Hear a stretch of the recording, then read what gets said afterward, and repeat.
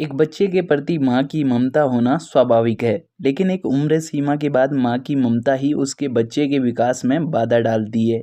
इसलिए आचार्य जी इस लेख में हमें समझा रहे हैं कि परवाह करने और ममता प्रदर्शित करने में कितना अंतर होता है। किसी इंसान को उसकी मुक्ति आज़ादी से रोकना है तो उसमें ममता का भाव जागृत करके यह काम आसानी से किया जा सकता है।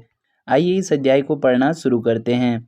अध्याय के आरंभ में आचार्य जी कहते हैं, देखिए परवाह का अर्थ है दूर करना, जबकि ममता का भाव आपको भलाई करने से रोकता है। इस अंतर को समझिएगा। अगर मैं एक पेड़ का ख्याल रखता हूँ तो मैं क्या करूँगा, उसे पानी दूंगा। मैं ये हर संभव प्रयास करूँगा कि इसे सूरज की रोशनी मिले, ताजी हवा मिले और वो सब पोषक तत्व मिले जिससे इस पेड़ का विकास हो सके। दूसरी तरफ ममता का भाव इंसान में मेरे के भाव को जागृत करता है। आप कहते हैं ये पौधा मुझे बड़ा प्यारा लगता है और मैं इस पौधे को घर के अंदर ही गमले में रखूंगी। इसका आकार ज़्यादा बड़ा ना हो, इसके लिए मैं इसकी जड़ें काटती रहूंगी।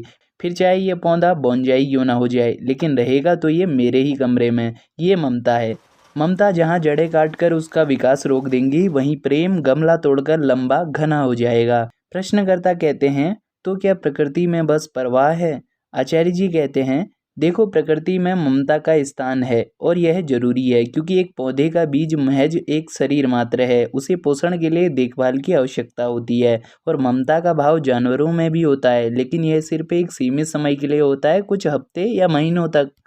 इसी तरह मनुष्य के बच्चे के जन्म लेने के बाद पता है माँ की कुछ सेंसेस आँख नाक कान एक्टिव हो जाती हैं। इसलिए बच्चा दूर रो रहा होगा तो भले पिता को उसकी आवाज़ नहीं सुनाई देगी, लेकिन माँ को आसानी से इसका एहसास हो जाता है और कुछ समय बाद ऑटोमेटिक वह सेंसेस नॉर्मल हो जाती हैं। प्रकृति भी इससे यह संदेश देती है कि पालन पोषण हो गया। अब ममता का भाव उसके कल्याण के खिलाफ है, वो उसके विकास में बाधा डालेगा। इस बीच श्रोता और आचार्य जी के बीच बच्चे के विकास और ममत्व की भावनाओं को लेकर बातचीत होती है, जिसमें आचार्य जी बताते हैं कि अविभक्त परिवारों में बच्चे का माँ के साथ ज्यादा जुड़ाव नहीं हो पाता।